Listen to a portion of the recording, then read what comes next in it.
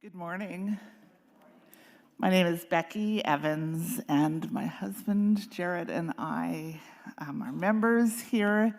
It is the greatest privilege and joy of my life whenever I get to speak.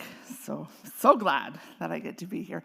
For the last 4 or 5 years, whenever I have preached in the springtime, guess who I spoke about was Mary Magdalene. I think because I'm a girl and she's a girl, and so that's just, let's give this sermon to Beckie. She's a girl and Mary Magdalene is a girl. So, I have spoken about her a lot of times. And when I sat down to prep, I thought, I don't know what else to say. I feel like I've said it all.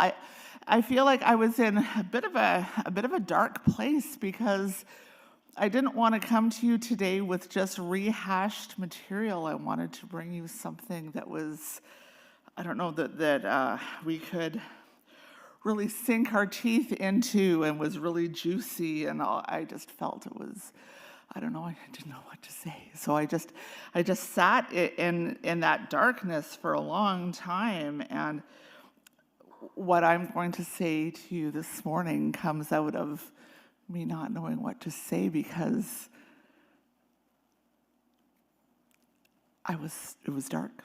It was still dark. And that is now the title of my sermon. Still dark. Still dark. Still here. Resurrection for the weary, or what if resurrection doesn't arrive where we expect it to, but where we refuse to leave? I'm going to say that again because that's sort of a big idea. What if resurrection does not arrive where we expect it to, but what if resurrection arrives where we refuse to leave? So what I've come to understand is that resurrection does not first come to those who understand, believe correctly, or feel hopeful. It comes to those like Mary Magdalene who stay, weep, and listen, even when faith feels thin. And some of us today are tired, not tired of God exactly, but tired in our faith, tired of carrying questions that don't resolve, tired of showing up with prayers that feel thinner than they used to. Tired of being told that if we just believed harder, trusted more deeply, or tried a little longer, something would finally shift. For some of us, faith hasn't disappeared. It's just like these rocks down here. They've just worn smooth. Less spark, more habit. Less certainty, more endurance. And yet, folks, here we are. Not because everything makes sense, not because we're full of hope, but because love has muscle memory. Because faith at some point learned how to keep going, even when joy didn't lead the way. So John's resurrection story doesn't begin with trumpets or certainty or people who get it and have all the answers. It begins while it is still dark, with someone who is grieving, with someone who shows up without expecting a miracle. Mary Magdalene comes to the tomb not because she believes Jesus is alive, but because she loved him when he was alive. And it turns out that is enough for resurrection to begin. So if you are here today, tired, unsure, carrying a faith that feels more like endurance than enthusiasm, this story is for you. Because resurrection does not wait for faith to feel strong again. It meets us right where we are still standing.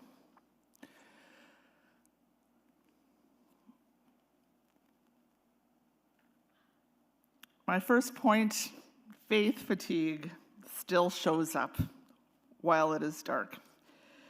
Verse 1 of our passage today says, early on the first day of the week, while it was still dark, Mary Magdalene went to the tomb. So in this passage, John doesn't rush past the darkness. He names it. Mary doesn't come to the tomb expecting resurrection. She came to the tomb because love has habits. Caring for others has habits. I have never thought of Mary Magdalene as a caregiver, but after today I do. Caregiving can establish habits in us, and those caregiving habits are amazing. They are faithful, they are good, but caregiving can also make us tired. And with Mary, this could have been a case of long-term faith fatigue. She is tired, she is grieving, and she is doing the faithful thing without expecting it to work. Oh, I need to say that last bit again because it's good. Mary Magdalene is doing the faithful thing without expecting it to work. And when she sees the stone rolled away, her first conclusion isn't hope, it's loss, piled on top of loss. They have taken the Lord and we don't know where they have put him, it says in verse 2. So faith fatigue doesn't necessarily stop us from showing up, but disappointment and disillusionment can color our expectations. This matters because many of us in these pews, we still pray, we still serve, we still attend, not because we're full of faith, but because we don't know how to stop loving God. If you are here and it is still dark for you, that is not failure. That is faith that has learned how to persevere.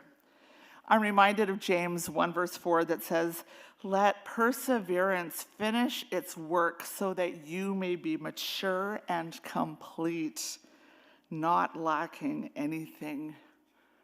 Congratulations, all of you who have learned to persevere. Being able to persevere is such a gift. When understanding leaves, love stays. In verse 3, Peter and the beloved disciple run to the tomb. They see, and then they leave, but Mary stays. Verse 11 says, now Mary stood outside the tomb crying. Mary doesn't move on. Mary stays in that disappointing space.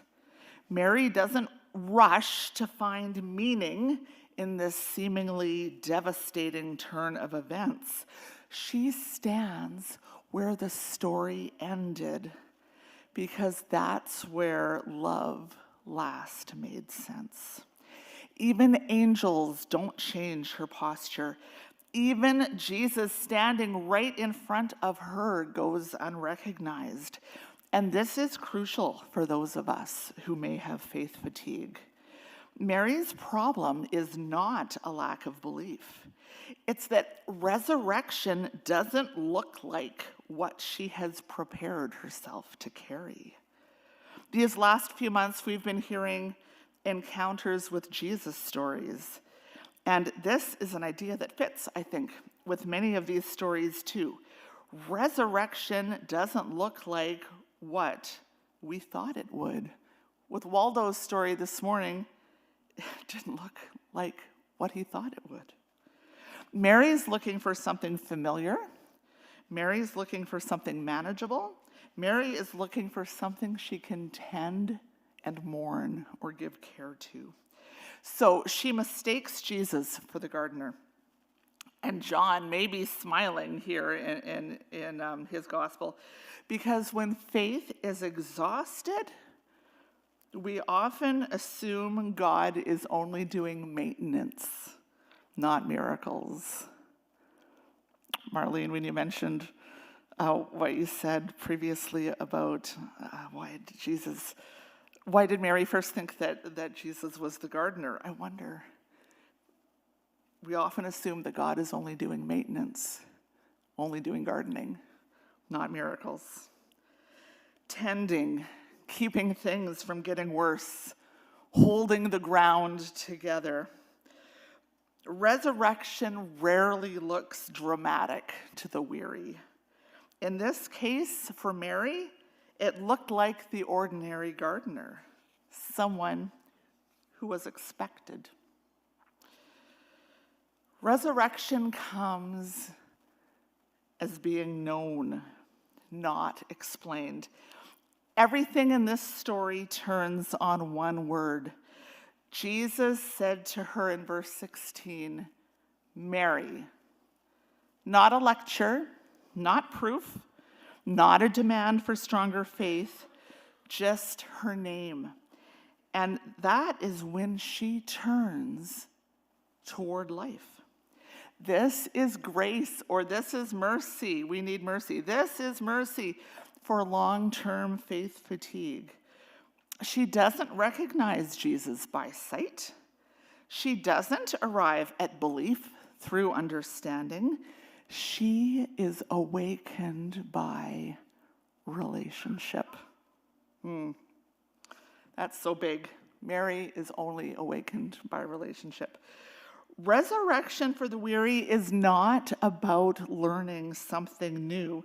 It is remembering that you are still known, knowing that you are not forgotten because God knows our name. Then comes the gentle boundary, do not hold on to me. Not because Jesus is distant, but because resurrection love cannot be possessed. Mary is not asked to carry certainty or theology or apologetics. She is only asked to carry forward testimony. I'm going to say it again. Mary is not asked to carry certainty or theology or apologetics forward. She is only asked to carry forward testimony. That testimony is, I have seen the Lord. Not, I understand everything, not, my faith feels strong again, just, I encountered life where I expected only loss. Mary Magdalene becomes the first witness to the resurrection, not because her faith is fresh or new or hip or current, but because her love is faithful. She shows us that you can be exhausted and still chosen. You can be misunderstood and still trusted.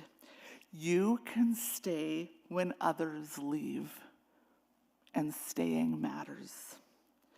Resurrection meets us not at the peak of belief when you're worshiping at a very cool indie church or being prophesied over as the next doer of great things, but at the edge of endurance. And sometimes the most faithful prayer left in us is simply this: still dark, still here. I'd like to do a couple of short exercises together with you before we finish this morning. I'd like to invite everyone to open one hand. I'm left-handed, so I'm going to open my right hand. You might want to open your left hand. And I would like you to quietly trace your name in your palm with a finger. And as you trace, I'd like to speak some words over you. As you trace your name, know that this is your name, known, spoken, held by God. Before you ever reached out to God, God already knew your name. Isaiah 43 verse 1 says, I have called you by name. You are mine. In Isaiah 49:16, we read that we have been engraved on the palms of his hands. Remember that resurrection does not first come to those who understand, believe correctly, or feel hopeful. It comes to those who stay, weep, and listen, even when faith feels thin. We will often do a litany, participate in a litany at the beginning of a service, but today I thought that we would participate in a litany at the end. This is based on Isaiah 49:16, where it talks about that we being engraved on the palms of his hand, and also our passage in John 20:1 through 18. I will read the part of the reader, and you can read the part of the people. See, God says, I have engraved you on the palms of my hands. People? Not written lightly, but engraved, deep and permanent. When we feel forgotten or doubt our worth,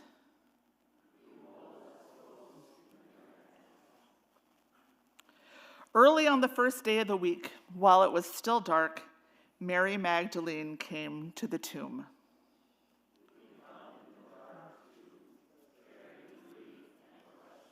She saw the stone had been rolled away. Mary stood weeping outside the tomb. Jesus said to her, "Why are you weeping?"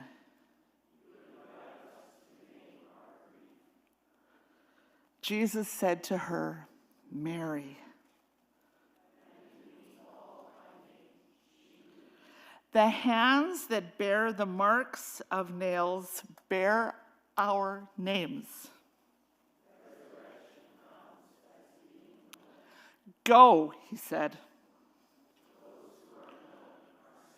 Mary announced, I have seen the Lord.